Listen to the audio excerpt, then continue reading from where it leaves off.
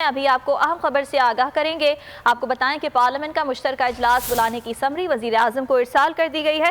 ज़राए का बताना है कि वजारत पार्लिमानी उमूर की रमा माह के आखिर में इजलास बुलाने की तजवीज़ सामने आई है। मजीद बात करेंगे, हमारे नुमाइंदे सिद्दीक साजिद हमारे साथ मौजूद हैं। सिद्दीक साजिद, मजीद अपडेट कीजिएगा।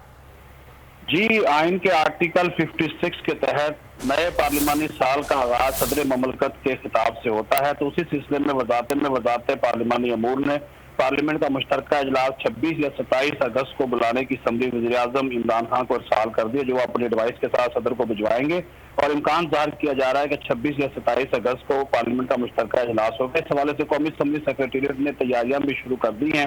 सदर ममलकत चौथे पार्लिमानी साल के आगाज पर पार्लियामेंट के मुश्तरका इजलास के खिताब में हुकूमत की 3 साल जो कारकर्दगी इसका अहाता करेंगे और रहनुमा जो असूल हैं वो भी बयान करेंगे। और किसी किस्म की कोई कार्रवाई नहीं होगी। कोरोना की वायरस के बढ़ते केसेस के बाद कोरोना SOPs की जो है पाबंदी की जाएगी और विजिटर्स का दाखिला भी जो है वो ममनू करार दिया गया है। जी ठीक है, बहुत शुक्रिया सिद्दीक साजिद।